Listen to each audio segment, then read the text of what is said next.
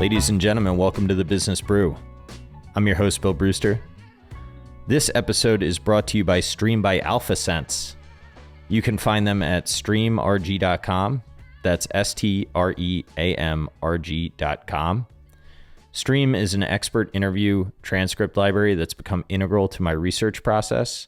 I have recently been onboarded to the AlphaSense product to test Stream out on that product. I can tell you that the search functionality is very, very good, and I look forward to the innovations that occur on the platform.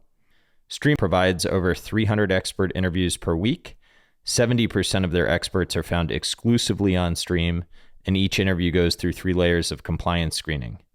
Recently, someone said Stream is table stakes for good fundamental analysis, and I couldn't agree more.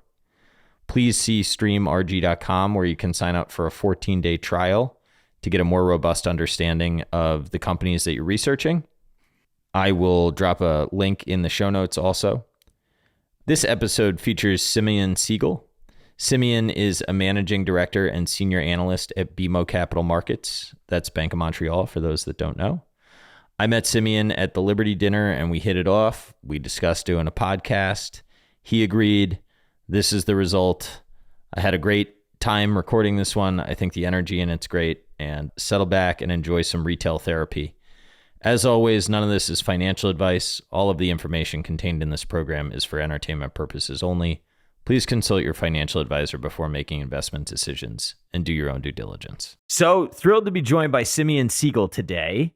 And we met at the Liberty dinner before Liberty Investor Day, sat next to each other, had a nice evening. And you explained a little bit of your Peloton thesis, and Shane was excited to have me meet you. So that's how we met. How's life going, man? Interesting earnings season.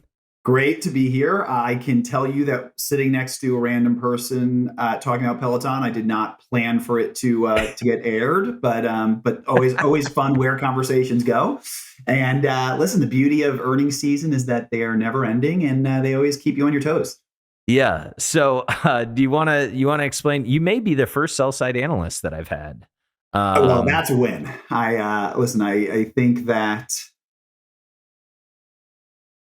we have it's a funny job, right? We are a special breed of human where we get to opine and impact and not get our hands wet or feet dirty or whatever that phrase is supposed to be. So I fully get that. But on the other hand, it also gives us, I would hopefully argue, an opportunity to try and be intellectually honest the whole way through. And the vicissitudes of the market, we can actually take a little bit, maybe, right, the longest view, because we can't be squeezed out or called. So it just depends which way you want to look at it, right? Not having risk on the table, I think, is generally viewed as a negative.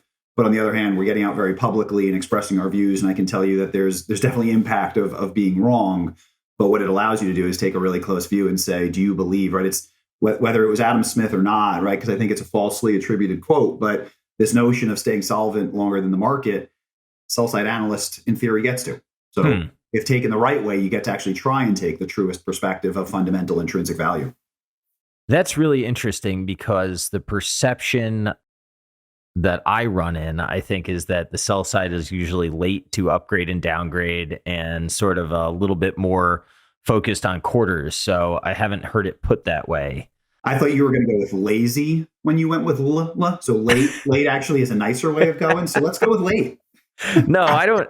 I'll tell you what, man, I think, so the way that I learned is I kind of studied Buffett and whatnot. And I think that there's a misnomer in my interpretation of what he was saying, and perhaps what he was saying about the sell side, or what people that study him say. And I have come to appreciate what you all do very, very much. I don't know that on average, I take the recommendation portion as seriously as I maybe would if I didn't know more. But I do think that as far as like following what's going on in the industry, I think people that don't respect the sell side don't have a good idea of what you all do, if that makes sense. I appreciate that. What I'm not going to try and do is argue, listen, we all have different roles, and I fully understand where the perception comes from. I also, to your point, listen, if I walk off of a call, whether it's with buy side or a corporate, and the response is you provoked thought, or I haven't thought about that before, that's an interesting question, whether we agree or not on the dynamic move of the stock, that's a win, right? Because that's, in theory, what hopefully I'm doing if I'm doing my job, is taking the fact that I don't have to worry about my risk and taking the fact that I don't theoretically have to worry about the same level of duration. All I have to worry about is, what are the metrics telling me? Where's the puck going? And so being on that opposite side, hopefully what I'm doing is making you think about something you didn't otherwise think about. You take that to do the same recommendation from the stock perspective, that's your prerogative, right? Because you're getting paid the P&L, I'm not. But it allows me effectively this freedom to really try and understand, what do I believe the story of this company is telling me? And then obviously you have to figure out the sentiment and the direction, et cetera. But that's a separate conversation. Yeah, that's interesting. So if I'm hearing you correctly, it sounds like you view your job as surfacing really important questions and then having discussions around those. And then, if people disagree, that's fine. But at least if, like, let's say I'm a client of BMO, if I can call you and have a conversation that I otherwise would not have had because you raised an issue, that's one of your real roles in the whole process. Is that fair? 100%. Listen, I'll say two things because I think you just hit on some very interesting points. I'll tell you, I've had some of my worst days on the job where I've had a buy rated stock up 20% and my phone didn't ring. I've had some of the best days of the job when I've had a buy rated stock down 20% and I didn't have a chance to go to the bathroom, right? Like at the end of the day, if my opinion doesn't matter, then there's no benefit. But the interesting thing is, to your point, we just upgraded Under Armour recently. And on that call, and it's the first time I've had a buy on Under Armour. Historically, I've had a sell on Under Armour. And on that call throughout that day, every person I spoke to was effectively like, okay, these are some interesting points. And I didn't get much pushback. I'll tell you, that's worse. I want pushback, right? I want to know that it's contrarian. Now, what made me feel better was that at the end of the day, and I don't know when we're airing this, but this probably 2 weeks. So this happened in the middle of January. And as the listeners are not feeling, January was tough for a lot of people, especially mid-January. And so everyone kept saying the ideas make a lot of sense. I get it, but there's no way I'm putting something on right now. Right? I don't have the leash. I don't have the P&L. It already feels like it's October. So it was this interesting dynamic where, from my seat, the other benefit that we haven't addressed is I get a sentiment perspective that if I'm willing to listen to, it actually can help create this value add that here's an idea that might be crowded sentimentally, but it's actually not crowded from an ownership perspective. And so what that means is if it was magically Jan 1 instead of, let's say, Jan 15, or magically everyone just started, right? There's no watermark, there's no wall to climb. That stock would have been up, in my opinion, because people want to own it. They just can't right now. So that's a totally different reason to own a stock. But it is really important, and it's an interesting perspective that you get if you listen to the conversations you're having as opposed to just speaking them. Yeah, that's interesting. That's a unique place to sit and a unique funnel to have. And I think what you're saying reminds me of something that I heard about somebody in another stock last year. The person was charged with researching disruptive industries was, I think, their charge. Found a stock, came to the PM, pitched it, and this is all hearsay, right? But what I heard is like, look, if this goes down 30%, like, we can't lose and own this. We can lose and own something else that's more consensus, but like, this has got too much hair on it. And it's kind of interesting how that happens. So that is part of my ethos, right? So what I get to hear, I just had this conversation with a recent, I'm not going to say which one, but a recent IPO that we took public that we all know how the basket of IPOs are doing. And what conversation I had with them was effectively, you need to internalize, right? This company to this management team is the entire world. I said, what you need to internalize right now is there's no one sitting at a fund, long only or hedge, that's going to lose their job by missing your stock go up 10x right now. Whereas with everything going on, with all the potential flags, looking at the performance, looking at the et cetera, for someone to actually stick their neck out, that's a big conversation. And so what's really interesting that I kind of overlay into my mosaic is the person sitting at that, whether it's an analyst or a PM, whether it's an analyst to a PM or a PM to an investor, when they make this pitch, are they going out on a list? Like, are they going to get fired if they're wrong? Or is it easier just to ignore? And it's a warped way of thinking about investment. But in my conversations, that's the subtle undertone that I hear all the time. This is not in my benchmark. It's not going to matter. I don't need to be a hero. Obviously, the hero calls, when you get them right, are the really compelling ones. Those are the ones you retire on. But the reality is not everyone's a hero. Yeah. Yeah, that's interesting. So when I was at BMO Harris, and there was that's where I was in the food group there. Nice. For a while, and then I went to mid corporate, or not mid corporate, it was commercial middle market. But there was such a wall between you guys and us, like we could not talk at all. But I always respected. It was Joel. It was he covered commodities like potash and phosphate. Yeah. Man, that guy was always on the road. He was busting his ass all the time. You guys don't sleep. Doesn't feel like, at least.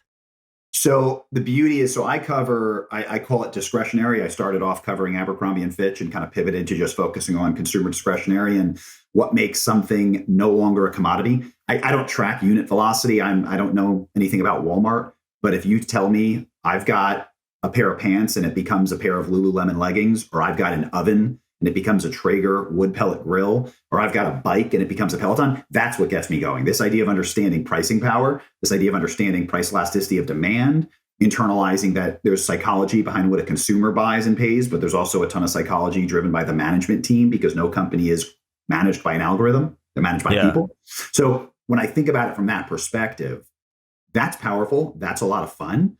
What I will say, though, is it's a lot healthier for me to have embraced this fitness area, where I spend half of my time on the Peloton or the Tonal or the Hydro or wearing my Whoop. I just took off the Oura, than just like being on the food side or the other things that we have to get very comfortable with. So I might not sleep, but the Whoop tells me about it every day and makes me feel like I got my Oura on, man. I like this stuff. Yeah. Mine's charging. Do you have an 8 Sleep? No, I'm going to send you this. And then 8 Sleep needs to sponsor this podcast, damn it. It changed my life, man. It's incredible. All right. So it's the best way I know how to describe it is it's a thin water layer that goes over your bed. Some people know of the chili pad. Okay. I think the difference between the 8 Sleep and the chili pad is that you can have different sides of the bed be different temperatures. So I did a podcast a while back with this woman, Louisa Nicola, and she was telling me that like I needed to prioritize sleep. And I knew it was true, but I didn't know how to do it. And she recommended to get an Oura, get an 8 Sleep, and change some of my habits. So I did it all at the same time. So I can't say this is causal. But what I used to do is I used to turn the temperature in my room way down. But then I'd get my blankets on, right? And then I'd like sweat in the middle of the night. This cools me from the bottom. Love it. And it like changes temperature through the night. And then, so I like to wake up. I like to go to bed a little bit cold. I like to sleep cold. And then I like to wake up warm. And it'll change when I want it to. And then it vibrates to wake me up. So like it doesn't wake my wife up when the alarm goes off, because it's just like vibrating and I can get out of bed. And then it's sick. So this sounds awesome. And my increasing unifying theory of everything tech is retail was easy. You shopped in a store. Life was good. Tech came along. It demolished the business. It destroyed barriers to entry, which means it massively enacted barriers to succeed, and life became even harder. What's happened in the last 5 years are people have realized that you can use tech to help you. And so I think this kind of increasing pivot, any company that really has the unlock, is a company that takes tech to demystify, elitify, basically take something that people can't do or don't know how to do, and they're embarrassed to try. And it lets you learn in the comfort of your own house, and you make mistakes in your attic. And so Peloton was a great example of that, where people look and see spin classes. If you've never done it, you're not going to go into one because they're intimidating, right? I think Traeger is a really good example. Also, I've mentioned them, the same idea where, listen, I've wanted to know how to grill forever. I've flipped burgers forever, and they generally don't taste all that great. But all of a sudden now, here comes a company that tells me, press this button, do this, and you're going to be a hero. And I actually have, I think I'm on hour 20 right now of a brisket smoke happening. Like my kids think, so this idea of if you can take this tech and you can say, listen, people want to know how to sleep, but they don't even know what they're doing wrong. Yeah. And tech can educate you, but it can do it without having to ask someone. That's powerful. Yeah. I'll tell you what's wild is I put the Aura on, and my buddy Dan McMurtry was like, you're going to see what one drink does to you at night. Like when you sleep, even one drink, he's like, I don't know if I'm outing his theory. Sorry, Dan, if I am, but like, he's like, you're better to just like go get hammered one night and then be totally sober 6 nights than like, this is not medical advice, folks, but like, like it is wild to see even one drink, my heart rate through the night spikes like 10, 12 beats.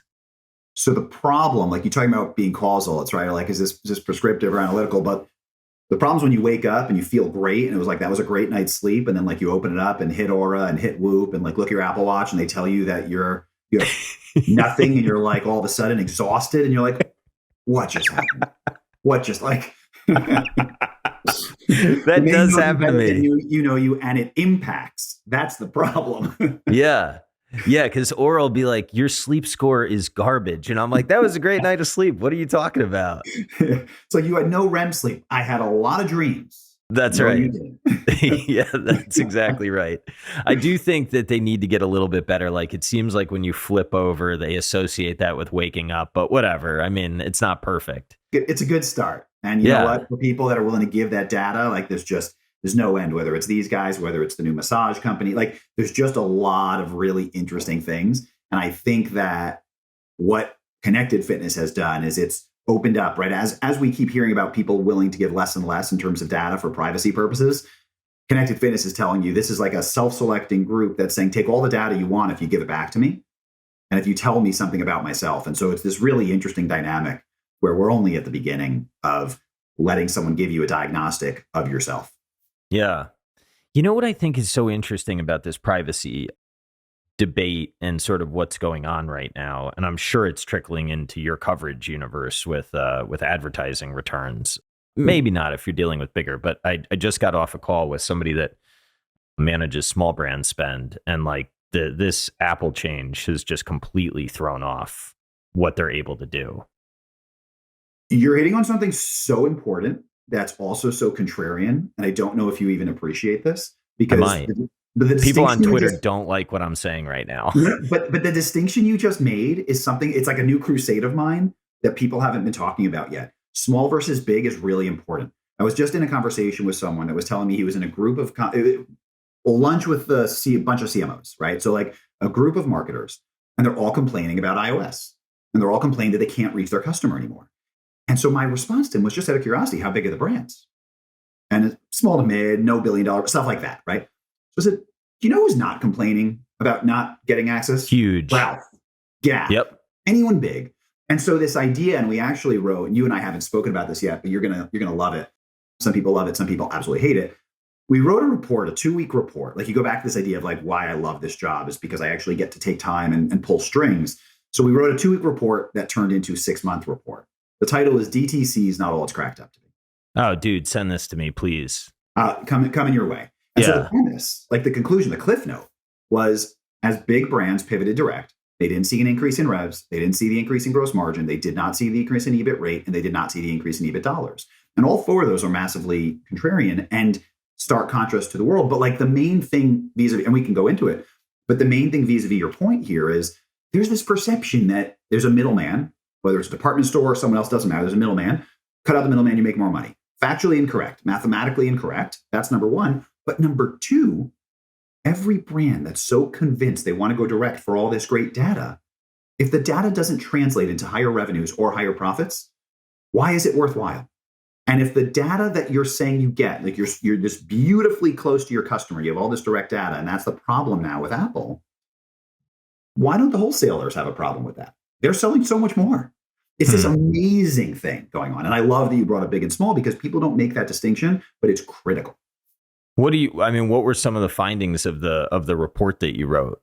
So those four things were the main things. And so what I'll tell you is that there is now in my world this collective push, whether you're the largest company in the world or a digitally native tiny company, go direct. Don't build a company the way people used to, whether it's stores or whether it's wholesale. And when I say DTC, I mean DTC versus wholesale, not e-com versus stores, just to be clear. Yeah.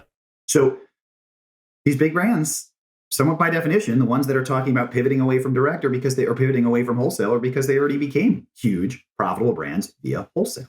So what we found is that you have to pick the right partner, but don't eschew wholesale simply because it's perceived to be an added cost. And so this is like this amazing thing when you think about digitally natives, everyone wants to be vertically integrated, right? That's the perception. Every brand, every small digitally native, emerging, really successful brand outsources their marketing agency. Why are people that are maniacally opposed letting someone distribute their product? And yet they're so comfortable letting someone actually create the storytelling behind their product. The point is you vet a partner, both sides. So that was one. And it was this really interesting. And my kind of, as I talk to boards on either side of the spectrum, large, big, and small, it's that idea. It's recognized wholesale is actually a very inexpensive sales force. And if you do it at wholesale and stores, you actually get a sales floor. So you get to do this in real life. And on the small side, there's certain companies that totally get it. You get a company like Fiori, which is this incredibly exciting, or it's been hailed as one of the hot new brands, and they embrace selectively wholesale, as do a lot of others. So like that's this idea. I think I would say like this perception, this pitch of just go direct, I think is misplaced. And we saw that in the numbers, and that's what's interesting. And like as you and I become closer, you'll see I can be incredibly opinionated, which means I can be incredibly wrong. The beauty of this report, it's almost entirely empirical. It's almost entirely data driven. That's really interesting. So I mean, like one of the things that I think, people that have an aversion to the sell side may not understand is the power of being able to say, I'm putting together this research report and, our bank has a relationship with you all. And these are the people that I've talked to. Can we come sit down and have a conversation? And how give and take the conversation is. I don't know that a lot of retail understands that the sell side does that. So I'll say my best research reports are, first of all, exactly that. They're research. They're not pre-written. I don't know the conclusion. I have a hypothesis. We pull strings and they take a lot longer because we're learning things. This was literally a 2-week report that became a 6-month project. So that's number one. But number two, the best research reports generally trigger from if I'm talking to people and I keep hearing the same either question or assumption, right? The best, if everyone keeps telling me, obviously, if I hear the word obviously, my antennas go up. So wholesale is obviously worse. Why? Because if I'm creating sneakers or sweaters and it's the same COG, right? The same cost to produce, and I sell it to Kohl's and I have to take a cut, right? Because they're going to get a piece of it and I'm going to get a piece of it. Or if I sell it on my own .com, obviously I'm going to make more money, right? And rewinding 10 years, if I sell something via e-com, because this was really interesting. We wrote the same report effectively 10 years ago about e-commerce, 10, 15 years ago, where everyone thought e-com was going to be the salvation, right? Why? Because obviously there's no rent. And obviously there's no store labor, so it must be better. And yet circle through and you realize that maybe obviously there's no rent and labor, but there's obviously pick, pack, ship, fulfill, return, reverse logistics. It's all variable intensive unit economics. Yeah. So we found out e-com was this dilutive business. I think it's the same thing happening right now. So I love like if I hear the word obviously, and if I hear the same claim just said really quickly, that's a signal for me to dig in and actually take some time and try and see if it's real or not. I love that. I interviewed a guy named Adam Robinson, and one of the things that Adam said to me, he was on Tim Ferriss's podcast like 4 years ago or something. And he said, there's big money to be made in things that are blatantly obvious and things that make no sense. So if you look at something and you're like, oh, that's clearly obvious, like dig in a little bit deeper. And if you look at something like Tesla at $1 billion makes no sense to me, it's probably something I should dedicate time to. I mean, either it makes sense and I don't get it, or it doesn't make sense and maybe you can make money on the short side. I don't know which way, but like, totally, it makes, spend time. I'm not smart enough to do biotech, right? I don't know how any of that stuff works. But to me, the beauty of consumer is that we're all consumers, which means we forget that we're supposed to be analysts. So it's so easy to transpose your own anecdotal onto what's supposed to be a number conversation. And listen, I'll tell you, like, this is, if you and I are starting a company right now and we're about to give away the secret, the only thing we should do is focus on selling a product that Wall Street's going to buy. Because if we sell it to Wall Street, we're all egomaniacal enough to believe the TAM is through the roof. So it's like, it's this beautiful thing of thinking, well, I use it, so everyone will too. Yeah, interesting. That's funny. So I have two paths in my head that I want to go with this, and I'll let you choose. One, do you want to get into Peloton, or two, do you want to talk about why you're pivoting on Under Armour now? Because this is an intriguing idea to me. So we should do both because they're the same trade. Let's start with Peloton, if it's okay, because I thought that you were really early on the concept of COVID might actually be the worst thing that's happened to this company. And now I'm starting to hear people say that. And you've been saying that for a long time. So I'd be interested to hear how you pieced that together and when like the light bulb moment went off where you were like, holy shit, this is actually not a great event. It's potentially a bad event. So to start the conversation, I'm a Peloton user, like big fan of the product. I've had it for multi-years. I also have a tonal. I also use the hydro. Like I've got a lot of these products increasingly, and that's part of the problem. But what was so interesting to me was this notion of rhetoric versus reality. And it was a quarter. So we started watching this demand surge. And the question was always going to be, was it an expansion of TAM or was it a pull forward of TAM? You couldn't know until one quarter. There was this really interesting quarter where the company gives on their balance sheet a line item that's a proxy for backlog. It's called customer deposits and deferred revenues. So effectively dollars given for a service that hasn't been provided, to oversimplify. There's obviously more nuance there. So what had been happening through the pandemic was everyone kept looking at that number and dividing it by revenues. They kept saying, if my backlog is only X percent of my revenues, it's already covered, right? Like the guidance is in the bag because I already have it booked. I just haven't been able to deliver anything. So I had that in my model. But what we also did was we divided it by inventory. Because from my perspective, the question is, if it's a pull forward or not, how is the company going to react if things slow down? And literally the quarter where that number dipped below 100%, literally the quarter where the backlog proxy was less than the inventory already on hand, was the first quarter the company started guiding down. Huh. So what does that mean? The first quarter where you had to forecast a business, the first quarter where the inventory wasn't already accounted for, was the first quarter where the business started downticking. That's where we got vocal. All right. If I can I just want to make sure that I'm understanding what you're saying. So when deferred revenue is increasing, the market is looking at a business that is working capital positive, right? Oh, we're bringing in working capital as we're growing. This is amazing. TAM is expanding. You still have the supply chain crunch, so the bikes are not being delivered. Kind of makes some extrapolation look artificially better than it may otherwise be. At the time that the business catches up to the forecasting, you see deferred revenue come in, and now inventory is outsized versus where true demand actually is. And then you're like, aha. And that's the quarter where they started guiding down, but only the beginning. What happened after that, what increasingly happened, and that was kind of, again, this moment, was inventory ballooned to that point. But now they had effectively bought or spent massive capital investment on three aspects of increasing manufacturing. They bought Tonic, which was their manufacturing plant or facility. They bought Precor, which was a commercial seller of product. And then they began breaking ground on a $400 million Peloton output park in Ohio.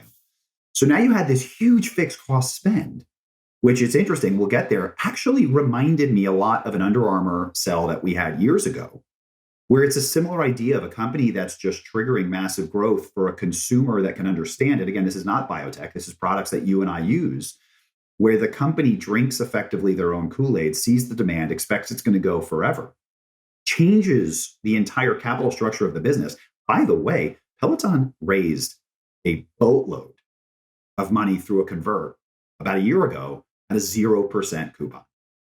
0%. Then a year later, they had to raise capital at $46. Now it's even lower. So this, looking at like the deterioration of the financials, they were in this amazing spot.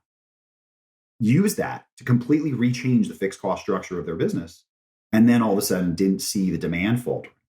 Now, I think another point just to throw in is important is because like I obviously I try to be intellectually honest. I try to look back and appreciate what are the learnings and where do we get things wrong.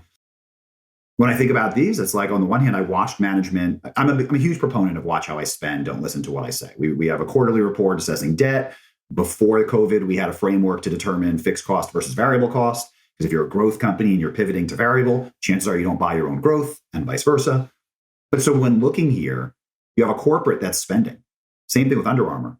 Back in the day, by all accounts, I should have been feeling like, you know what, they believe it. The problem was at the same time, management was selling stock. And the same thing happened at Under Armour. So if you're both spending corporate dollars while selling stock, diversifying your own personal, and not an insignificant amount, I'm all for diversifying, I'm all for liquidity. You just have to ask that question. So that combination for us was where it started feeling like, if not for COVID, you and I right now would be talking about this amazing small to mid, beautifully growing business called Peloton. That business would be in a drastically different fixed cost structure. They'd have a whole bunch of 3PLs. They would outsource a lot of what they do, but they'd have this amazing growing demand.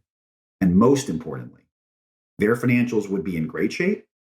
But more than that, they spotlighted through this massive inflection, they spotlighted the fact that connected fitness was a great place to be, which helped their competitors raise a lot of money last year. Huh.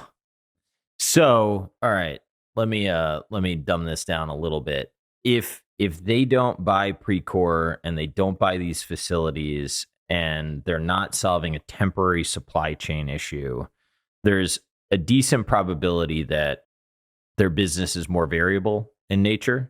Is that fair? Because it's more outsourced, and that gives you more flexibility. Correct. And what they did is they added a ton of fixed cost at exactly the wrong time. Correct. Listen, I've been very vocal. I've had a vocal sell on this. I've never called this GoPro. I've never called this BlackBerry. To me, this is a great product, or it's a great community. It tells a story. People absolutely, the engagement is among the best in many categories. Had they retained that, and had they flexed R&D up and down, had they flexed sales and marketing expense up and down, and this was maintained as a business that was tracking its growth, had they left dollars on the table, there'd be a lot more dollars in the future. The problem was they completely pivoted. They had to go as vertical as possible. And all of a sudden, there were liquidity concerns. That's why they raised $1 billion 2 weeks after saying they weren't going to.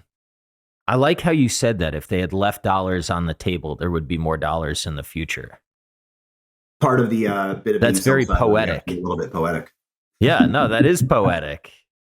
It's an interesting issue, and I may even be connecting some of the parallels to Under Armour. I've said for a long time, the thing that makes me nervous about Peloton is that it's Under Armour, and why I said that was back in the day when Under Armour had like the true Under Armour stuff, and they first started to sponsor like Auburn football. They were dope. Like, it was functional athletic equipment that was outflanking Nike. And then they tried to be everything to everyone, and they became like kind of a crappy brand, at least perceptually. And maybe you're not allowed to say that. I'm saying it. It's just my opinion. We call it ubiquitous. You can choose whatever descriptor you want. Okay. Yeah. Well, that's the thing. They tried to be everywhere, right? And like you go into Ross and you'd see like Under Armour on sales racks, and it really... it decreased what the brand was, I think, in the consumer's mind. And I have toyed with owning Peloton in the past. Yeah. On the whole way down, I've toyed with it. And the thing that has kept me out is that thought. And also, I was talking to my wife, and we were talking about the Bike Plus and the bike and how they're marketing it. And there's a commercial that is like the bike, and then there's a slash through the price, and then another and a lower price. And it's like, that just hummed discounting to me. And I was like, I just don't think this should be a discount brand. Even if they think that they can roll out a Bike Plus, like the presentation really upset me. So if DTC is not all it's cracked up to be, was my team's 2021 report. Did COVID save retail? Was the 2020 report. So early in the pandemic, my team, to their credit, I'm very appreciative, did phenomenal price elasticity of demand work. Similar idea, 2-week report that turned into I don't even know how long. And we upgraded L Brands, which owned Victoria at the time, owned Victoria's Secret and Bath and Body Works. And we upgraded Under Armour from a sell. First time I did not have a sell on it in years. And that was early on pandemic. I don't know, March, April. I don't know when it was. The premise was people believe retail is overstored. What we found, any retailer in history closing a mass store, like triggering a mass store closure program, really did not see the increase in EBIT rate. Obviously not EBIT dollars, but didn't even see the rate. It just didn't happen. By shrinking stores, you became a smaller business. Full stop. What we found was that instead of closing stores, companies should commit to raising price.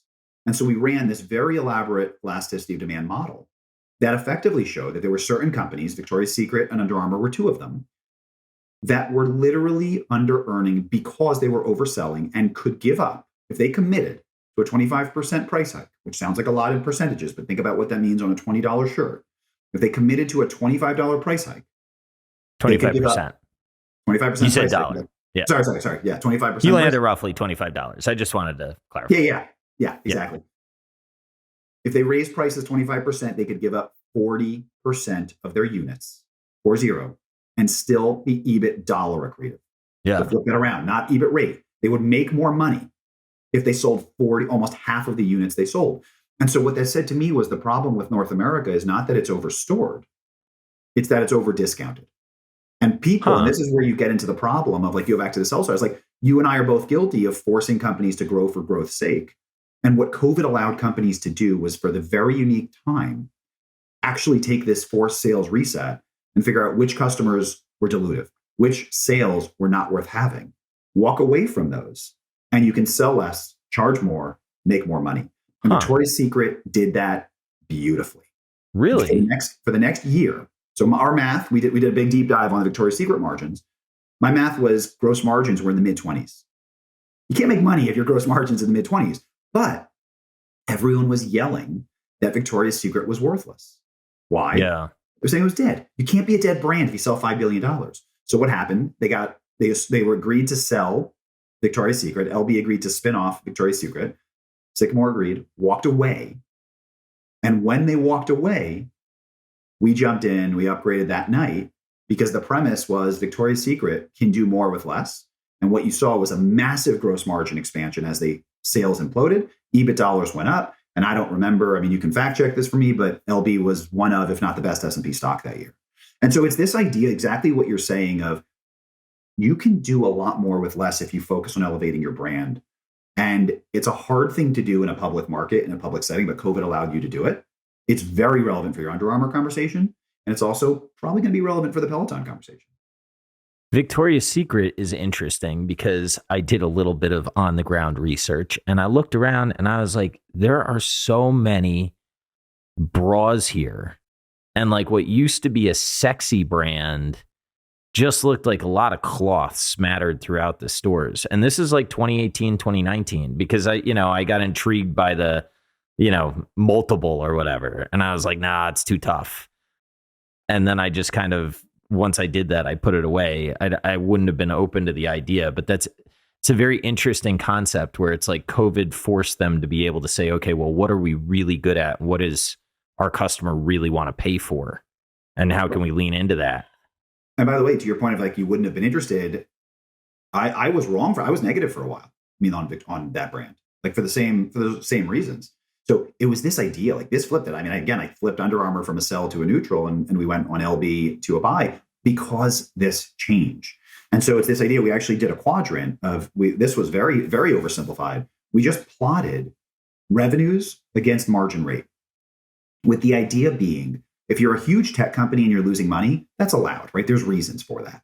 If you're selling cloth, exactly your words, if you're selling cloth and you're selling $5 billion of it, you're not a dead brand. You might be very sick, but you're not dead. And like, that's what I try to remind people. And it's funny because it goes back to your point about big versus little. Revenues are the external measure of customer buy-in, full stop. Gross margin is a measure of brand perception, but revenues tell you how many people want your things. And you cannot say that a brand selling $5 billion is something that people don't want. So that's this idea. If you can tweak that and re-elevate your brand, then that's powerful. I think Under Armour will emerge and is emerging from the pandemic stronger than when they started, because they were able to take all those logos that were slapped on anywhere you possibly could find and get rid of them. Under Armour went and reevaluated half the reasons that I had to sell on it. They reevaluated. They canceled really expensive college endorsement projects. They stopped a big, huge rollout of a Fifth Avenue store, right? Like, they very surgically looked at pieces of this business that were very much targeted to growth for growth's sake, and instead said, how do we be a better brand, not a bigger brand? That's interesting. The Fifth Ave store, I think I don't know this like you do. So if I say something stupid, please tell me. But I would think the Fifth Ave store could actually work better if the brand were reined in, right? Like, it could elevate the brand presence in a smaller brand, but I don't think it would work when the logo's smattered everywhere, if that makes sense. Yeah, no, what you're saying makes total sense. The question is does it matter, right? Will Under Armour ever be luxury? No. So can you justify whatever the $20 to $40 million price tag is? That's a lot harder. And if you think about it, here's the wild part about Under Armour. They're still selling a crazy amount of units, right? Like, to synthesize your descriptor earlier, Under Armour became the Gap hoodie in Disney World, as opposed to being the thing that makes you jump higher. So as they kind of reevaluate where they want to be, that's this notion of, listen, we're all told to try and really think carefully about what we want to be when we grow up. Same thing for brands. And if you stretch too far, we've done a lot of work. This is actually something that really underpins everything we do. We've done a lot of work historically over the years over where brands peak. And there's no reason to think that brands should have a common ceiling, but they do. And what we found is that DTC-only brands, again, stores and e-com, not e-com, DTC-only brands generally peak in North America at $3 billion. Wholesale, if you outsource your sales force, you get 5 to 6, right? Somewhere in that vicinity. But what happens, going back to the idea that we talked about, companies are run by people, not by algorithms. Humans aren't hot-wired to acknowledge we've peaked. The world would be a very different place if it was. Yeah. Well, this is as good as it's getting, folks. So people stretch. And so what you watch these companies go above that ceiling, but almost without exception, collapse back. And the question is, do you internalize that you've gone beyond your TAM? And then you can salvage margin. You can proactively give up the revenues. Or do you fight it? And then you lose the revenues and the margins. And that's what we see over and over again. And Under Armour was that story, and now they've internalized it. And so for the first time in forever, not that my opinion counts for much, but for the first time in forever, I felt compelled to put a buy on this on the recent market drop. So I didn't want to have a sell on it because I felt like COVID was able to flip that, and that they did. I hadn't jumped full force to actually wanting to own it. But now I look at this and I think they are emerging healthier. And I think that we're on a different side of this spectrum. And again, using this babies in bathwater in the recent market sell-off to find what are going to be the positive brands. Yeah, that's really interesting. Do you think that COVID, I think COVID was the catalyst. Do you think that could Under Armour have pivoted if COVID didn't exist and like they were the only brand pulling back? Or did it take like almost an industry-wide reset to be able to let everybody kind of see what's rational? It is such a good question. So in this Did COVID Save Retail report, I believe no. I believe COVID saved retail. I don't believe brands saved themselves. I think that what we did in that report, we actually compared the current shrink to grow and LB, so Victoria's Secret and Under Armour were our two loudest versions of that, with the shrink to grow 5 years prior, where Ralph, Coach, Coors, like there was this group that tried to do it then and the market did not reward them for it. And so this idea, and by the way, Victoria's Secret has tried it in the past. The problem is, it's one thing, it's very hard, I'm not going to belittle, it's very hard to get out in front of people like you and me and say, by the way, expect revenues to be down 25% for the next year. That's very hard. But what's even harder is doing it 4 times a year at least and actually seeing the units collapse. Because the beauty is, like, as I was pitching Victoria's Secret to people, and as I was pitching, and then kind of talking through the Under Armour conversation, I'd have 45-minute conversations with close friends. And they'd say, okay, I get it, I really like it, but isn't Victoria's Secret going to be giving up share? It's like, yes, that's exactly the point. You want them to give up share. It doesn't compute, right? It's this cognitive dissonance of being willing to own something that's shrinking, even if the EBIT dollars are exploding up. And so this idea, you can't do that in a normal environment when other companies are growing. Yes. But if COVID resets you, what happens is, listen, if an enormous company, as their revenues go to zero and their expenses become optional, because that's what happened. People stopped paying rent. They stopped buying inventory. Unfortunately, they furloughed employees. There were no rent, no revenues, no expenses. What is that? It's a startup pivot. So instead of shrinking from 19, the conversation became growing from 20. And it was this magical moment for those who took it. And I think that's why COVID saved retail. Yeah, that makes a ton of sense, because it really, really sucks to go and tell the street, like, we're shrinking, other people are growing. Your stock is inevitably going to be hammered. Right. But once everything's in the toilet anyway, right? Like, nobody's stocks were, especially in retail, everything was depressed. You can like really take a fresh set of eyes at the problem. And again, as absurd as it is, you're not actually shrinking. You're growing from the 2020 base. Yeah. And that's semantics, but it matters. That is really interesting. You see this sometimes, I think, when companies have like a high margin segment under the hood that's cannibalizing some of their current business, and people hate it because the revenue growth isn't there. And it's like, yeah, but your margins are like growing like a weed, and it takes a while to see it. Now, the interesting thing here, though, is we wrote, did COVID save retail? The reality is COVID allowed for the opportunity to be saved. You still had to take it. And so I think what we're dealing with right now, like what's so interesting to me right now, and this goes back to sell side versus buy side, is in theory, if I'm doing my job right, I have the luxury of putting this all up on a whiteboard instead of actually putting it on a P&L on a Bloomberg. And what that allows me to do is say, I know what the conversation is going to be in 6 months from now, right? Everyone's complaining right now about inflation. Everyone's complaining right now about lapping stimulus, about lapping pent-up demand because vaccines were like, the only thing we did not know 6 months to a year ago was Omicron. We literally knew we were going to lap stimulus because it happened last year. We literally knew we were going to lap pent-up demand. It happened last year. And I've been shocked. This inflation and supply chain conversation is incredibly interesting and confusing because supply chain and inflation, and we've been vocal about this, are literally the same thing as higher prices and tight inventory, right? Inflation is higher prices, which you and I have been talking about as a good thing, and supply chain constraint is tight inventory. That's why people wanted to own retail at the end of 2020 through mid-2021. When the government started saying it, when we started turning it into a macro factor as opposed to a micro beneficiary, it became scary. So this interesting dynamic is we knew last year that in 1H 2021 was going to be hard. What do we know? We also know that 2H 2022 is going to be easier than 1H 2022. We know the same way that we should have known that everyone was going to be scared right now. I can tell you people are going to be excited 5 months from now. And again, barring whatever. Why do you think? Simply because we're going to be on the other side of the hockey stick. Yeah. So my point is, barring externalities, I cannot tell you if something, God forbid, negative happens. Yeah. But barring that, you knew that people were going to be scared right now. And by the same token, once we get through that, right, this is going to be a very hockey stick looking year. 3-4 months from now, once we've lapped stimulus, pent-up demand, et cetera, then we flip back to starting to lap the other side and people start getting more excited. And that's when you get to chase these winners and losers. That's when the divergence happens. Interesting. I have begun to appreciate, and perhaps it's a naive thing to admit, but I've begun to appreciate how much rate of change drives short-term movements. Is that so?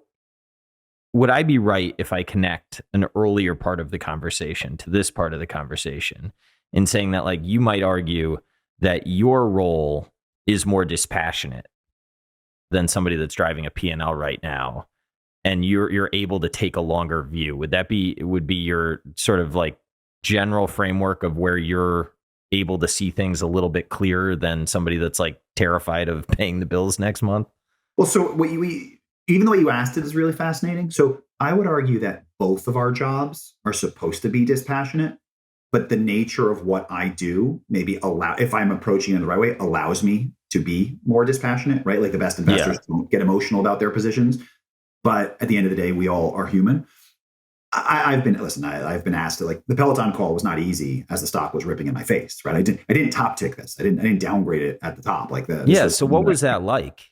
So I've been asked, and then I've been asked on the flip side, how great do you feel right now? And what I want to be clear is, I'm not rooting, and I mean this, I'm not rooting for anyone to fail. Right? These are real people, these are real jobs.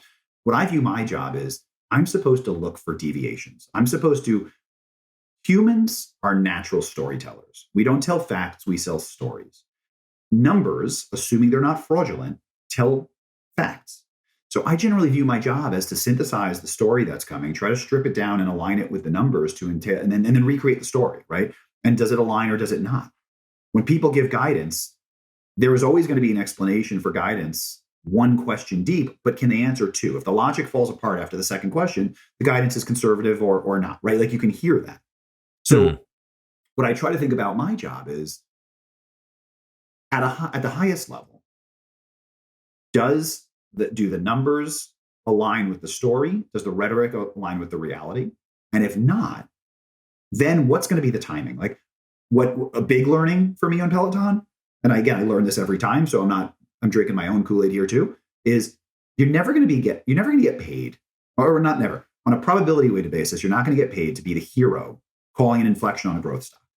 Whereas what you will always get paid to do, in my opinion, and again, always is a stupid comment to make. So let's say what you'll more likely get paid to do is wait for that crack and then make sure you don't buy the dip, right? When everyone tries to buy that dip, if the KPIs are arguing against the story, that's where it gets interesting. And we've seen that. Listen, Victoria's Secret went to $100 before it went this way. Fossil was an $8 billion company before it was an $800 million company. Like, when growth stocks, and this is in my world, so I'm not extrapolating this to tech. Maybe it is, maybe it isn't. But when consumer focused brand growth stocks, et cetera, when they break, it takes a long time for people to internalize they break. And so what I will say to this is, I had a lot of people, Peloton went to whatever it was, above 160. I had a lot of people on the way down at 110 when it was so clear that there were cracks. When we're talking about that customer deposits line was like already in the rearview mirror telling me, isn't this where I should buy the dip? Like, and I kept saying, no, listen, you look for the cracks. Like, okay, so when are the cracks going to be here?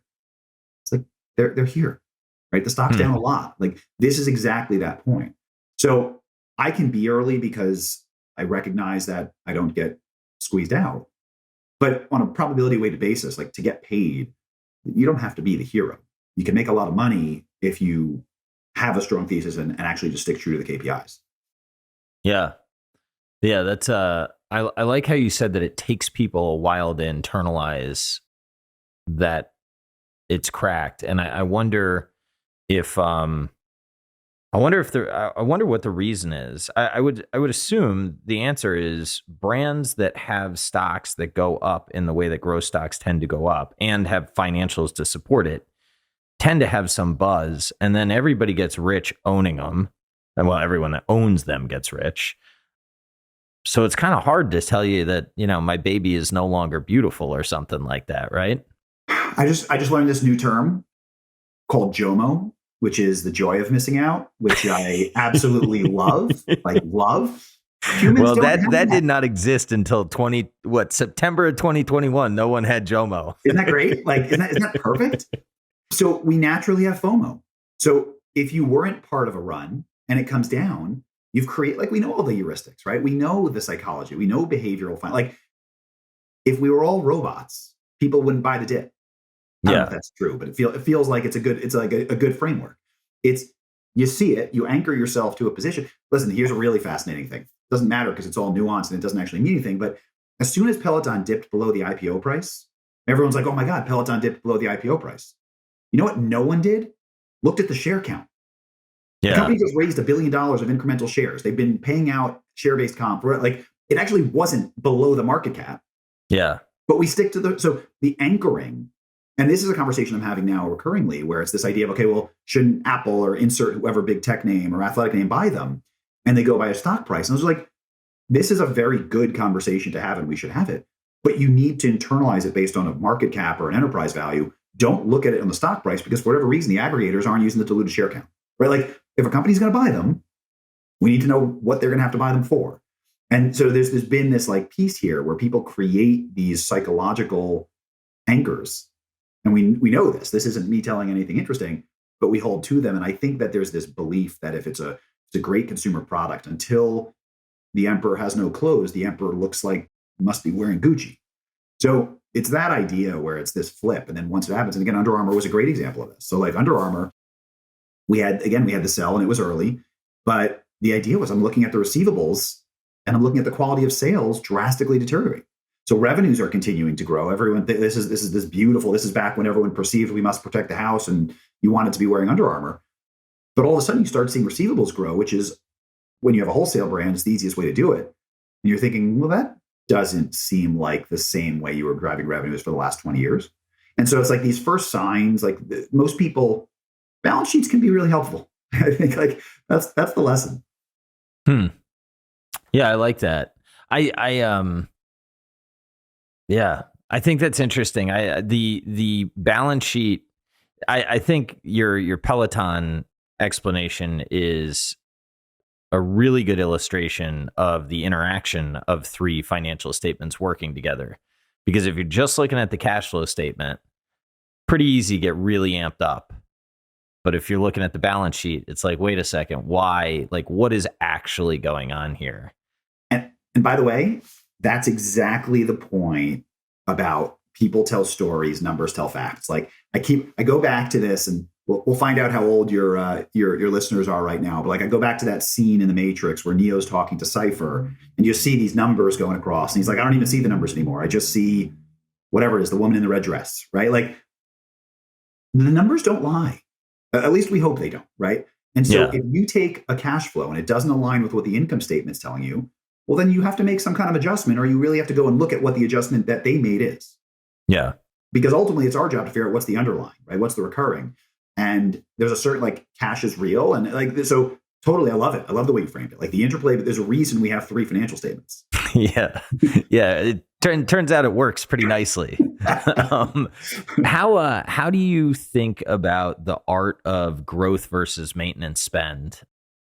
You know, I mean, how much that it's something that, especially in some of these high growth companies, really perplexes me and ends up in the too hard pile too often. So the fascinating thing happening with Peloton right now, with Under Armour a few years ago, with Victoria's Secret last year is, and I'm going to say something that might be just completely wrong, but in my mind, you're either a growth company or you're a value or you're a turnaround, right? I don't think you can be both. And if you try to be both, I think you generally, it gets dangerous. So maintenance versus growth, there's no opinion that I can make that's right? It depends on where you are. So, and this goes back to this framework we had created a few years ago, or more than a few years ago, pre-pandemic, of the best way to, or an interesting way to judge a company is by determining, are they growing or are they shrinking on a revenue basis? And then overlaying that onto this framework we created, are you heavy fixed cost or are you heavy variable cost? Because at the end of the day, if a growth company believes in their growth, they should lay down fixed costs, scale the business, and get incremental margin. And if a growth company internally in the boardroom says, everyone is seeing all these revenues grow, but by the way, we don't have this opportunity, rug's about to be pulled out, we need to variabilize because we need to protect on the way down. They're not going to say that in guidance, but the board's going to make that decision and tell you. So for me, businesses obviously need to maintain their business, but if they're in growth mode, they obviously need to grow as well. Yeah. So it's this internal conversation of just the kind of like, to thine own self be true, and then hopefully be true to us as well. But I don't think you can tell a company, like certain companies should be like, listen, certain big tech companies, like when I did this now, so I used to cover Amazon.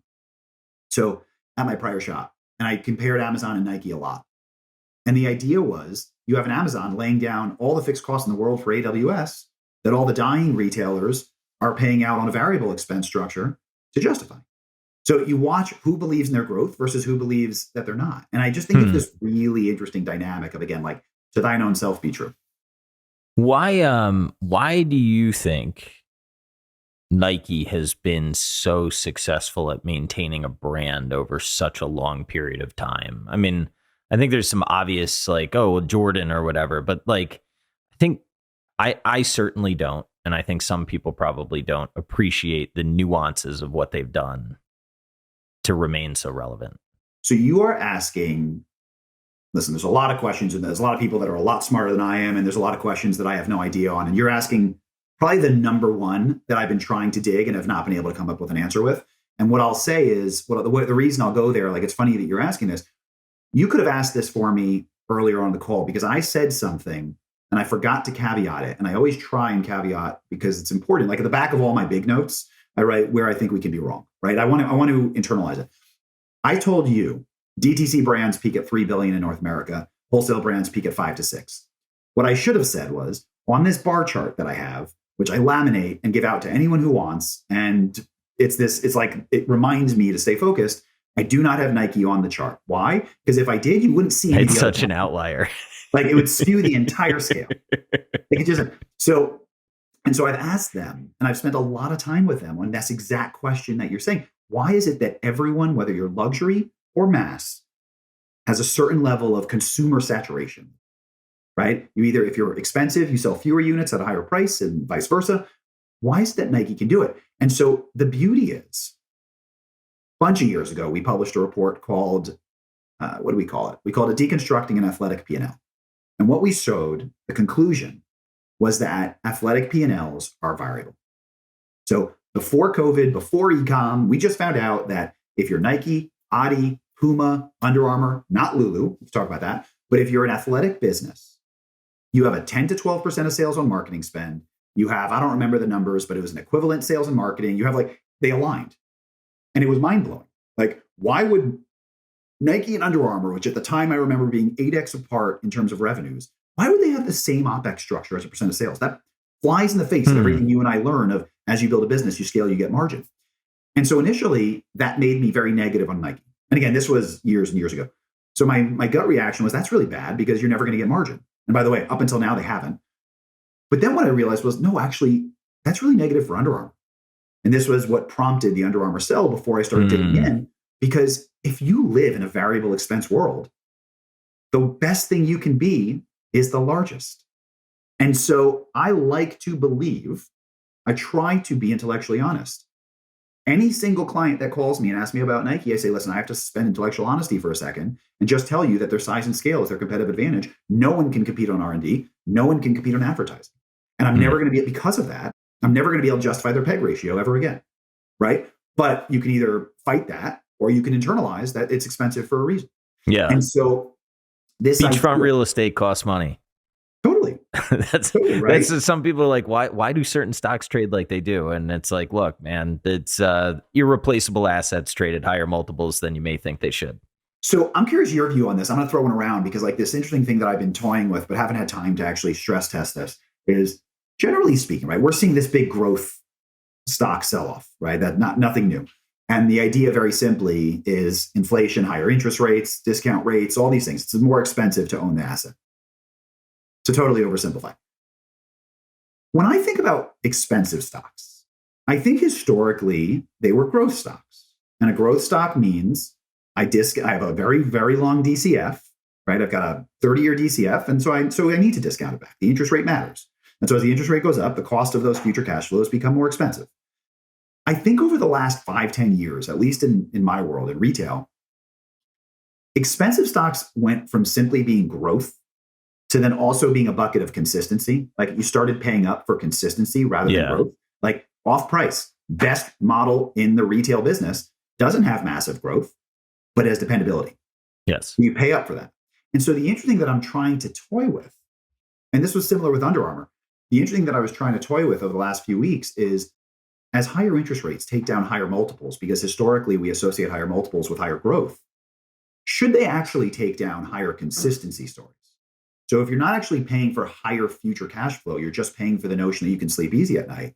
Should inflation matter? And I don't know. I'm curious your view. I think my answer to this is when you look at credit spreads and what they have done, and I'm going to talk over like a 10-year problem or a 10-year viewpoint. Okay. Not like, yeah. I just think that when spreads tighten and business has been in a predictable march throughout a bull market, it is easy to convince yourself as an equity investor that quality businesses should trade at tight spreads to junk bonds or maybe even within it, right? Like I could buy an argument from somebody looking at Dollar General that says the equity risk premium of Dollar General should trade inside the high yields, not spread is maybe not that, but high yield of oil, right? Like, Yep. I just don't want commodity risk.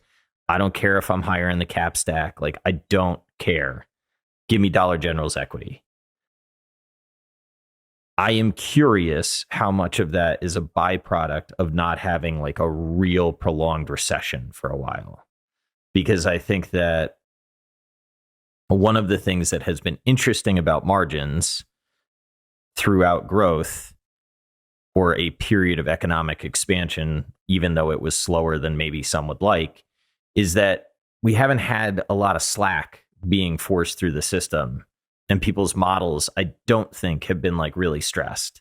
And I don't know how much of it is a secular sort of uptrend that's just going to continue in economics, and how much is people maybe taking too much risk because they're starved for yield elsewhere. I don't have a good answer for that. It's interesting. Listen, it's an interesting perspective. This is well above my pay grade, but it's just this interesting thing that I've been trying to think through of like forgetting about, like, it's funny as you say that, all I'm thinking of in recession, TJX does well. But like, that's not even the point, right? It's this idea that if we've agreed that if it's the flight to safety premium, as opposed to the discounting future value premium, inflation, recession, like all those things actually should theoretically work in their favor. Yeah. But again, I don't have time. Like this is like it's a philosophical study, or it's like an academic study that I would love to do, and I don't have time to do it. But it's just something I was just musing on, because when I think about my group, this notion that I mentioned about Nike, like peg ratios are out my window.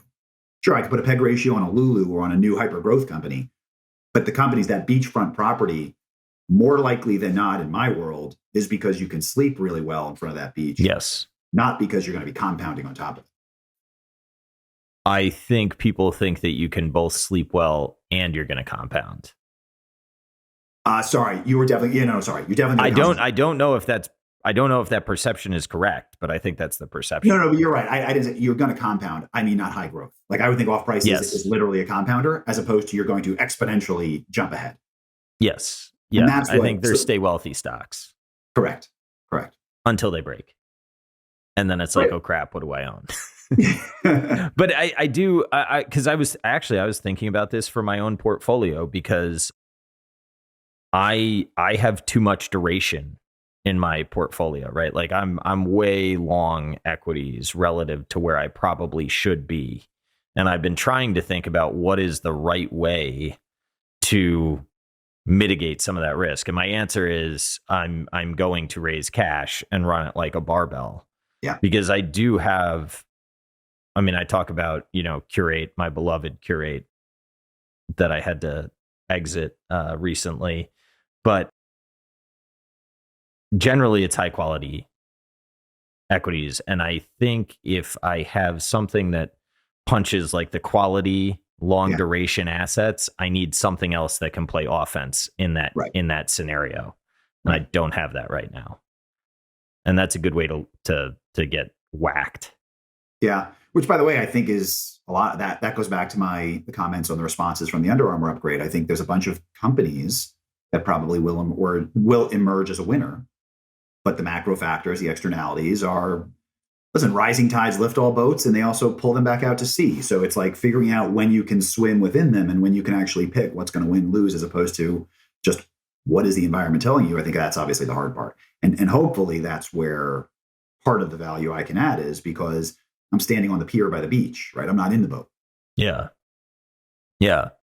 It's been an interesting time to learn and get trained, because I have competing thoughts, where one is, if you're Nike right now and you want to go to compete, I don't think there's any limit to the amount of capital that Nike could go out and raise. There's some natural limit, but like if they came up with an idea and said, we want to go kill the competition, the amount of patient capital that's out there right now that would give them to them at like no cost. So a multiple, I don't know where the multiple should be, but a higher multiple is justified when that's your competitive position. And I think that exists a lot of places. The place I can speak to reasonably well is media. And I watch Viacom and Discovery where they trade, and I see the pitch on why to buy them, and I'm like, I get why people own them, and I hope those people do well. I have, as someone who can pick any asset on the planet, I'm not going to cheap media. Like, it's just not going to happen. So it's an interesting thought. And I don't listen, I'm not smart enough to opine on media, but when I think about retail, the world is creation, right? You're creating IP, whether it's a song, a TV show, a sweater, or a poem, or a recipe. It doesn't matter. So there's a creator, there's a distributor, right, charged with curating and allocating something to its consumer. And then there's the end user, the consumer. And if I think about retail and brands, you have both. You can be really like, you either have to spend on distribution, you have to be really good at distribution, or you have to be really good at content. Like, it's very hard to do both. And so figuring out, do you want to be someone that has to perpetually create new content? Or do you want to be someone who's going to figure out the best way to optimize distribution? And it seems like media within retail, whatever it is, it doesn't end, right? Like, you always need new media. Like, that spend, like going back to your growth versus maintenance CapEx, content spend is perpetual growth, or I guess maintenance, whichever way the simile works better, the analogy works better. But it's this idea that content spend never ends. You stop producing content, you die. Whereas if your dollars are maniacally focused on being the best distribution channel, as long as you like that, that's a different story. And that's why this interesting idea. Like, I'm not some huge department store lover, but I'm very anti the idea that they're dead. Right? I think like the idea is as long as you've created the channel to the consumer, let other people fight on creating the perpetually newness. And it's just this interesting dynamic. It's like, when I think about, like, everyone wants to be a media company, I'm kind of like, why? Yeah. I think the other interesting dynamic on media is it's like the more you create, the quicker the half-life of your past creation accelerates. You almost like create your own amortization by creating more. And then people demand more the more that's out there. It's like a treadmill that only speeds up. Well, so using your treadmill. So I remember one of the questions I asked Peloton early on was, it was this period where they had to shut, at the beginning of COVID, right? They had to shut down the instructors. You couldn't bring stuff in. So they started, at one point there was a pause, and then they started shipping. They gave them each product in their homes. Yeah, my man Alex Toussaint was in his apartment. He had his Jordan jersey on. He was doing all that stuff, yelling at me in private. So I asked them back then. I said, like, you just watched an ability. And they had this phenomenal, right? That Alex class was like the best watched class, right? That was like the ESPN class or whatever it was. Yeah. And you had Robin from home was the first time they had some, I don't remember, like 25, whatever the number was. So I said, if you're seeing you're able to do this with a drastically lower cost, drastically lower frequency, and you're getting better engagement, does the model not say that you don't need to perpetually like churn out even more? And the response was like, you're way off. And listen, I may have been way off. They obviously made a different decision. It's, to your point, pumping out new. But it was just this interesting dynamic where it's like you watch them have to scale back massively, and yet you watch customers respond with a huge uptick. Obviously an anomaly. Obviously there's a sense of we get it. Let's kind of help support you. But at the end of the day, if you and I we're operating as algorithms, we would say viewers better, viewers elite, sell less, charge more, make more money. It's just this constant idea. Yeah, I wonder two things about Peloton. One, I wonder if they had come out with a rower instead of a tread, if that would have been a better second product, because there are so many fewer rowers, I think, in a house. And also, like, I could really see rowing classes being a thing. You sort of see it at Orange Theory. They've got some rowers. And then the other thing is, if they had leaned hard into, like, in the middle of COVID, I think a lot of people like myself were looking for a good workout. If they had leaned into like kettlebell classes or something like that and pivoted a little bit quicker into the non-bike attached subscription and like not focus so much on hardware extensions, I wonder if this story could be different. So listen, we wrote a lot of deep dives over the last year and a half on Peloton. So they're like, when you asked what were the main learnings, so I gave you one piece, but we've done a lot in here, and I could not agree with you more. And we've published a nice chunk on the fact that we were not excited about the tread launch, the initial tread launch. Yeah. And the reason was, and I don't remember that, I'm going to butcher the numbers. There's like a generally accepted view that there's a reverse triangle of like 10-6-1 or 10-6. Some of tread to bike to rower, right? So the amount, the market, and the conversation was always the tread market is so much bigger than the bike. That's great. And I totally agree with you. It was in reverse. It was like, no, the tread market is already in existence. Yeah. Like what Peloton, I think, did so well, going back to that point of create a product that you can teach someone how to learn their mistakes in their privacy so they can then go, listen, I would venture to guess anyone who does Peloton for 2 years, then goes to a flywheel class, well, a soul cycle class, whatever's still around, it's liberating, right? Like all of a sudden you feel empowered. You're like, I know what I'm doing. Yeah. So it's this idea of you took people that didn't cycle before. This was a brand new product that looked nice, fit, it was small, fit, and gave you a very time efficient workout, right? It was a very nice mathematical algorithm. And what happened was people that were not cyclists found this to be a life-changing moment. Anyone that already had a treadmill didn't need to upgrade. And so it's like, if I think through where I go from there, I totally agree with you. If you were able to do the reverse for rowing, or if a rowing company got there first and said, by the way, here, we're going to give you a full body workout instead of just the bottom half, and it's going to be cardio and time efficient, I think that had a lot of opportunity. I think an interesting dynamic, which is, who knows, like this doesn't make a whole lot of sense, but so I'm just going to throw something out. But I wonder if rowing has been dealing, like they need a brand image change. And I think you have certain, like Hydro is working on that. Like they're doing a nice job. But if you and I think about rowers, it's tall, white, lanky guys from Harvard, right? Like it's always the villain in the movie, whether it's the Winklevoss. Yeah, I was actually thinking, that's what I was thinking of, Kevin Spacey, yeah. Because I had this moment, like I was thinking about this, like I started House of Cards late, and I was watching this and I'm thinking, that's a beautiful machine. Like, why didn't rowing catch on? I realized because he's the bad guy. Yeah, it's possible. It's like, who knows? I think they're moving to change this. If you look at like Hydro's focus, their story tells a very nice body positive, diverse story that is helping to align the fact that you don't have to wear a sweater over your shoulder to be able to row. What's going on with Lululemon and Mirror? So Nike introduced the Fuel Band, which I'm going to revisionist history and just assume, I think it was before Fitbit. Maybe it was, maybe it wasn't, right? But Nike came in, they introduced a very early tracker. People loved it until they didn't. Nike shut it down. Under Armour bought something called Connected Fitness, introduced their own version of tech, had an app that was part of our bear thesis initially. Last year, as part of COVID, they shut it down. When Lulu bought Mirror, the question was, are we watching this? Is this that 3 billion? So what you could follow up with my 3 billion comment is, well, what happens? How do companies stretch? What they do is they look beyond their TAM, right? They believe they do something really, really well, and then they figure they can extrapolate. And so, listen, all things considered with valuation, objectively, if Mirror is a success, they got it at a great price, right? It's every competitor is worth more than they are right now. But we just haven't seen, history has not shown athletic brands being good stewards of technological advancements. They're amazing stewards of athletic apparel advancements and marketing advancements, but we're just not seeing this lift in Mirror. And I think that what we just saw with the guidance speaks years, right? I mean, like we're watching Lulu do a nice job in and of itself and then very much reset that base. I don't think that's the end, unfortunately. Yeah, that makes sense.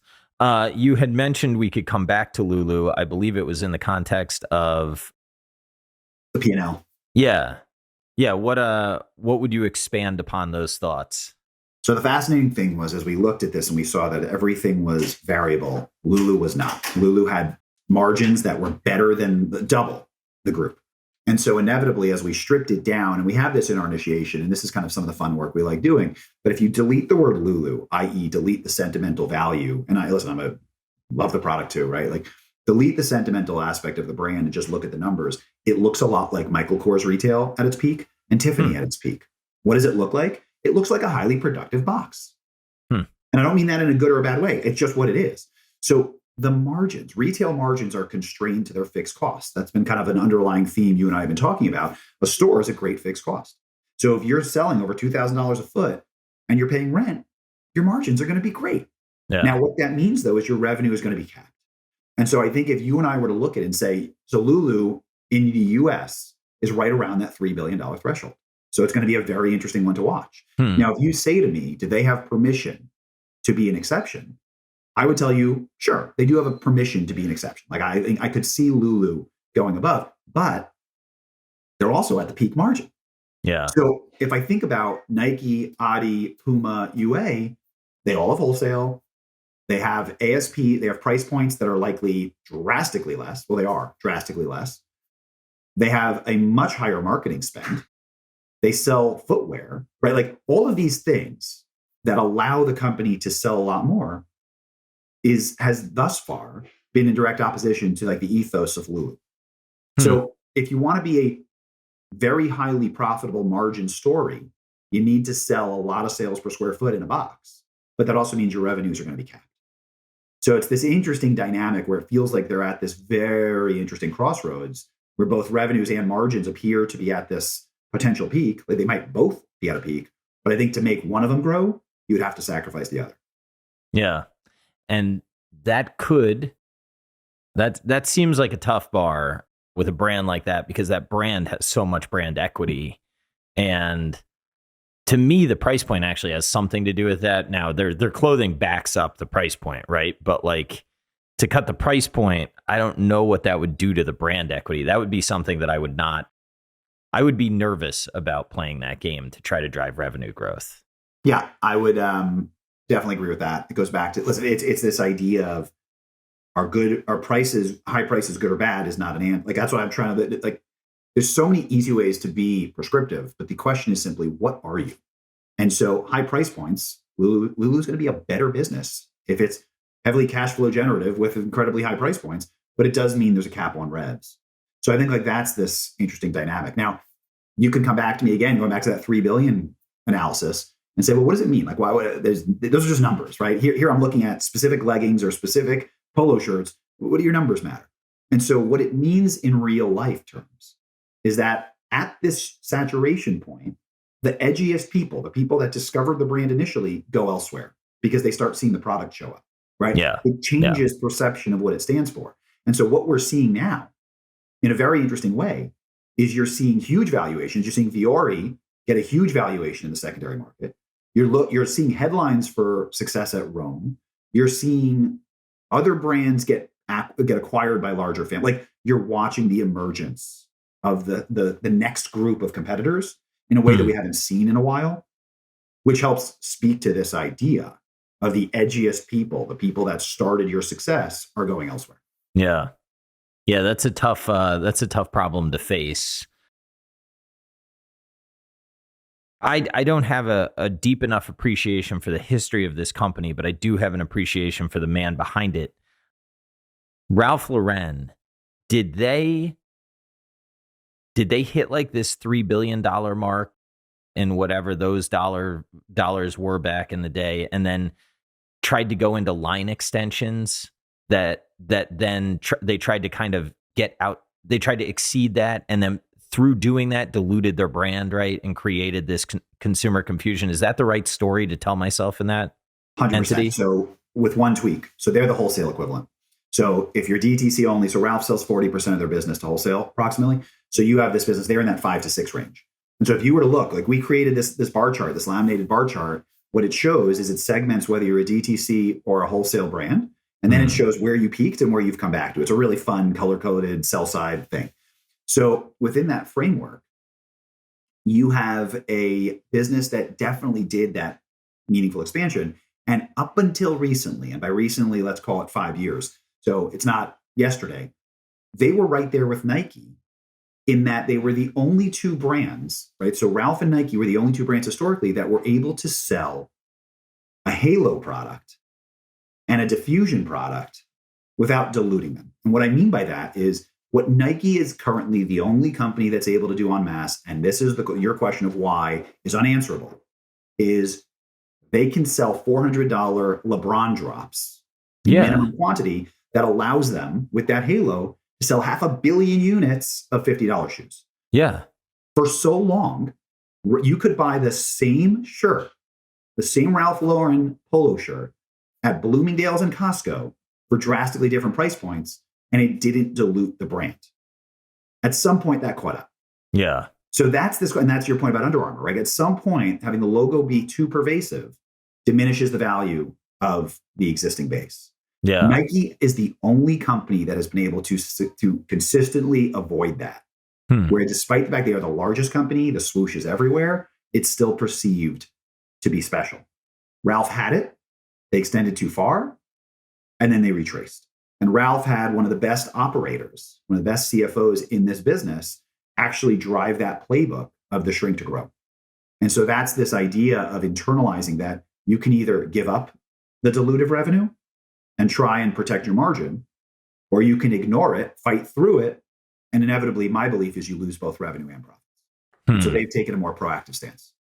He had a CEO that came in and left, and that guy was really heralded as quite the CEO, right? But then I forget they clashed. Larson. Yeah, Stefan Larson. So it's a loaded question. So I am of the view that legacy retail was a merchant prince driven business, right? There's Ralph, Tommy, Mickey Drexler, like there were heroes. And those heroes were the only ones with a license to opine on fashion. When Ralph created an image, it then became a real estate play. So the way to win in retail in history, to totally oversimplify it, was you needed the person that was given the very few people that had a megaphone and a platform to say, this is what you should look like, this is fashion. And then that was then rolled out. And a lot of times this was causation. That was then rolled out to their monopoly on real estate, whether it was the department stores or whether it was the Gap's 1,000 store footprint, right?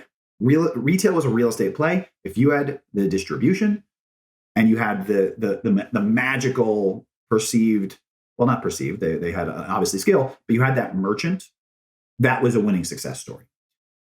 The problem or the evolution, and this probably started with Inditex and then morphed into Instagram, was that the license, it shifted from being a push model to a pull model. It shifted from being I'm going to tell you what to wear and you're going to do it because I say so, which is a mass model, right? It's everyone wears the same thing, to it being any 12-year-old with an Instagram handle has the right to opine on fashion. Yeah. So totally all of a sudden we got to build something you want. And more than that, somebody else wants to wear that you think is cool. And you have to listen. So now all of a sudden the people at the helm had to listen. I think when that happened, the individual leadership pivoted to a team focus. I think we've now watched individuals able to destroy companies with bad decisions, but a single individual doesn't make a company. Like I think that I've this notion of hero CEOs for me has devolved a little bit. And again, this is in my world, right? Like I think generally speaking, and there are obviously exceptions, right? Like we watched Bezos do what Bezos did, but I think that generally speaking, what tech has allowed for is the value of a team to become a lot louder than the value of a person individually. And so that's this idea of when you have a person can hold a company back. And I'm not going to opine whether Ralph or Stefan, like how that played out, but the idea of internalizing and actually listening to the consumer and listening to the reality and internalizing when too large is too large, that I think is the new world. And I think that was part of this conversation. I mean, that's actually when I got interested in Ralph Lauren and did some research, was when Stefan came in, because they laid out the plan to reduce the amount of brands. And I was like, okay, I can kind of get down with this, but I just didn't know. Them and Michael Kors like hit a trough at kind of similar points, if I recall correctly. This laminate. You're hitting, so like these are the ones, right? Like it was Ralph, Coach, Kors, Under Armour. Like the big brand that hasn't done it yet is Calvin Klein. But it's like you're totally, 100%. It was this period where the big department store heavy brands that made, I used to think about like, so I used to cover Fossil, Michael Kors, my math. So Fossil reported at its peak, I think $900+ million of Michael Kors watches at wholesale. That means that Michael Kors watches to consumers generated somewhere between $1.2 billion to $2 billion of revenue at retail. That's insane. Like that's bigger than most companies. Like that's just watches. So like what you and they sold through Macy's. So like you had this period where there was this beautiful triangle of Kors, Fossil, Macy's, like fueling each other and driving the comp. And you'd hear about Center Core, and then all of a sudden, like it morphed from being this beautiful triangle to being the Bermuda Triangle of death. When you realize that all three of them were propping each other up. And they just had stretched way too far. And so that was like years ago, but it was fascinating. And I assume that if we go back, we'll see that some of what began to erode a little bit of that competitive strategy was the advent of social media and a little bit more sharing and a little more of not, I'm going to tell you what to wear, or this is how you're going to procure something, but you have the choice to procure things how you want. So the irony was it's both ways. Like social media first probably got people to start wearing more watches purchased per person per year. Like that was this absurd metric that we tried to calculate, where it's just literally, normally you think about a watch as being, listen, no one owns a Patek, but you take care of it for the next generation, which means you have one, or you've got your functional watch, right? Like the notion of having a different watch for every different outfit wasn't really a thing until Kors introduced these very flashy $200 to $400 watches that people just started rotating out like they were like tops. So it was this interesting idea of like social media actually allowed for that. But then you're right, they're so flashy, they're so big that all of a sudden they start showing up and becoming ubiquitous. Yeah.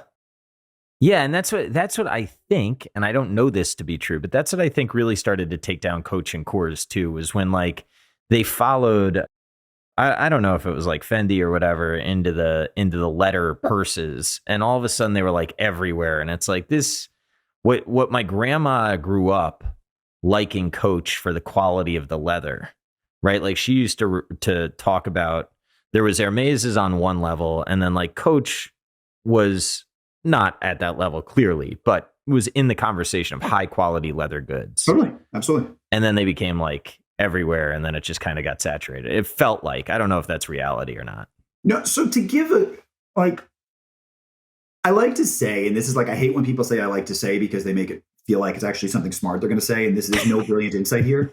But every time I talk to a startup, I was just like, know the cost of today's dollar tomorrow, right? Like we talked about it a little bit before, but accessories and watches and expanding your lines are such an easy way to drive incremental revenue.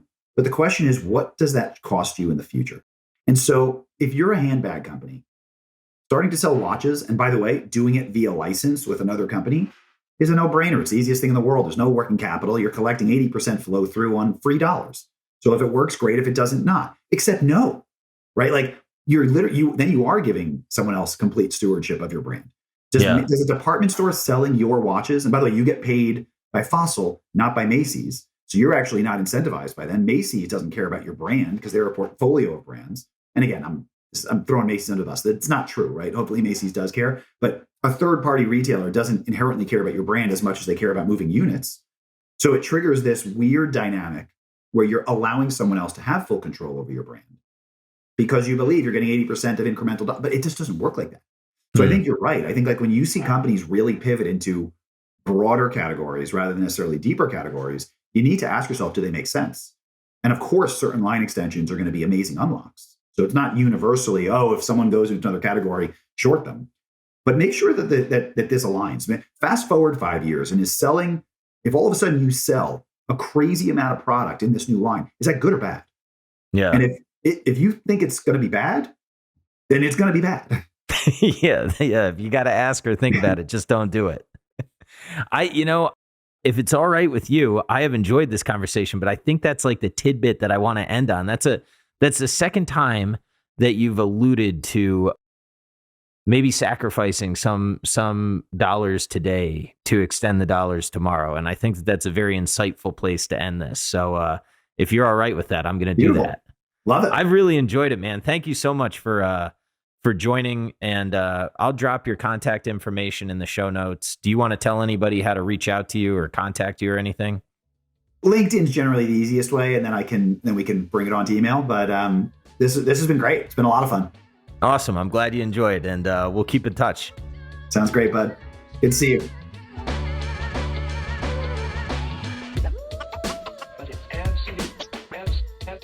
Absolutely